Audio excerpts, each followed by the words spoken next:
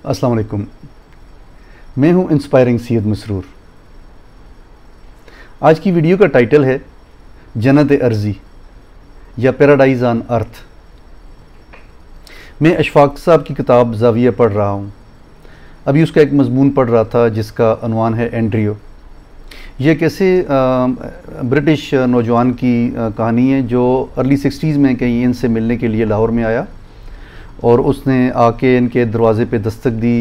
इनसे पूछा जी कि मैं स्पिरिचुअलिज़म या रूहानियत के बारे में कुछ आपसे जानना चाहता हूँ। तो उन्होंने कहा जी मुझे तो ज़्यादा पता नहीं है, मैंने थोड़ा बहुत पढ़ा लिखा है लेकिन पता नहीं है। फिर वो नौजवान वापस चला गया। उसने कहा जी कि मैं रेलवे स्टेशन है जो लाहौर का, वहाँ पे रहता हूँ।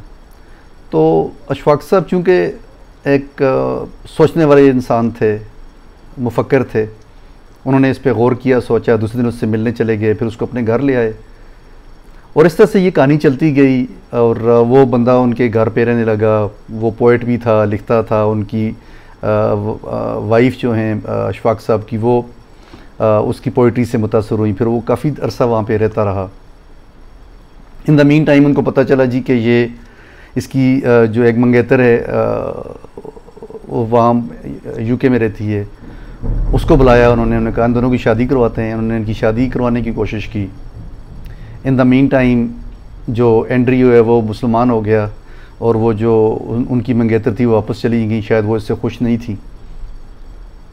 फिर एक दिन ऐसा हुआ कि वो नौजवान एंड्रियो उनके घर से चला गया अचानक और काफ़ी अरसे बाद उनको ख़त लिखा और बताया कि जी मैं सवात में रहता हूँ और मेरे पास अपनी ज़मीन है और सब्ज़ियाँ हैं और मैं एक जन्नत है इस ज़मीन पर, मैं उसमें रह रहा हूँ, मैं इंजॉय कर रहा हूँ, अल्लाह का बहुत शुक्र है, बहुत करम है। तो फिर उन्होंने पूछा उससे कि ये सब कैसे मुमकिन हुआ। उसने कहा कि जी यहाँ पे कुछ लोग थे, एक बाप था, 3 बेटे थे। उन्होंने कहा कि मैं वीज़ा मंगवा कर दो तो ये ज़मीन हम तुम्हारे नाम कर देंगे। उन्होंने ज़मीन मेरे नाम कर दी और वो यूके चले गए। मैं यहाँ पे रहने लग गया और अपनी ज़िंदगी इंजॉय कर रहा हूँ। उनके लिए जन्नत अर्जी शायद यूके है और मेरे लिए जन्नत अर्जी ये जगह है जहाँ पे मैं रह रहा हूँ। स्वात है, दरिया है, पहाड़ है, खूबसूरती है, नेचर है और very happy, I am very happy. तो ये स्टोरी सुनाने का मकसद सिर्फ ये है कि जो तस्वर है जन्नत अर्जी का या ज़मीन पर जन्नत का, वो क्या है। बुनियादी तौर पे ये आपका कल्बी सुकून है, आपकी खुशी है कि किस हालत में, किस जगह पे, किन लोगों के दरमियान आप खुश हैं, आप मुतमईन हैं, आपको कल्बी सुकून मिल रहा है, इत्मीनान मिल रहा है, आप मुतमईन हैं कि आप एक अच्छी ज़िंदगी गुजार रहे हैं। मुझे जो ज़िंदगी में समझ आया कि ज़मीन पर जन्नत का तस्वर क्या है,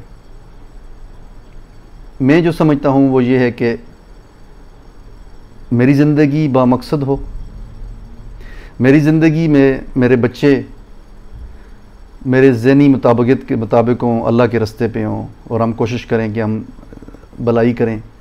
मेरी ज़िंदगी का साथी मेरे साथ सिंक कर रहा हो और हम कोशिश कर रहे हों कि हम अच्छे काम करें, अच्छी बात करें, अच्छी सोच के साथ ज़िंदगी को आगे लेके चलें।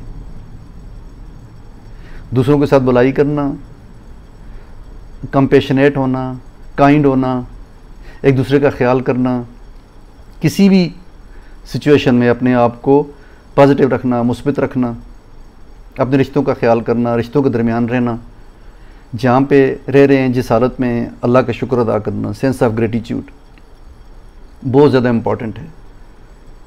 क्योंकि जब भी मैं सुबह उठता हूँ तो मुझे ऐसे लगता है कि एक नई ज़िंदगी अल्लाह पाक ने दी है।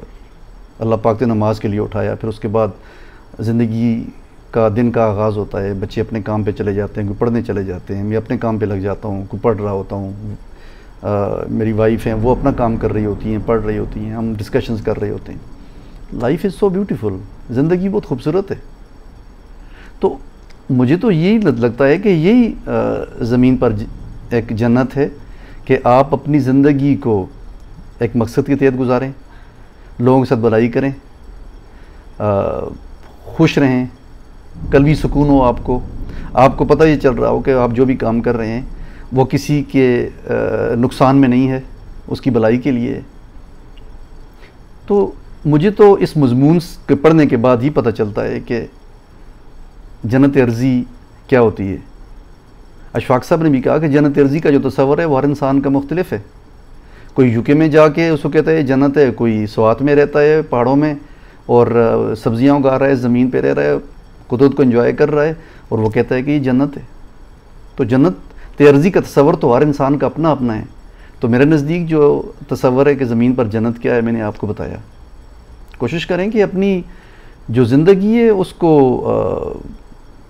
एक ब्लेसिंग समझें और इस ज़िंदगी को जो भी आपको अल्लाह पाक ने एक नेमत दी है इसको जन्नत अर्ज़ी बनाएं और खुश रहें, दूसरों के साथ भलाई करें। आपके लिए ज़मीन पर जन्नत मौजूद है ऑलरेडी। तो ये एक छोटा सा पैगाम था जो मैं देना चाह रहा था और ये जो वीडियो है ये मैं डेडिकेट करूँगा अशफाक साहब को। अल्लाह उनको जन्नतुल फिरदौस में जगह दे कि उनकी किताबें हम पढ़ते हैं, उनके ख़यालात हम पढ़ते हैं और हम उनसे सीखते हैं। आपका बहुत बहुत शुक्रिया। ज़ाविया ज़रूर पढ़ें, मुझे अपनी दुआ में याद रखिएगा। दोबारा मिलेंगे। अल्लाह हाफ़िज़।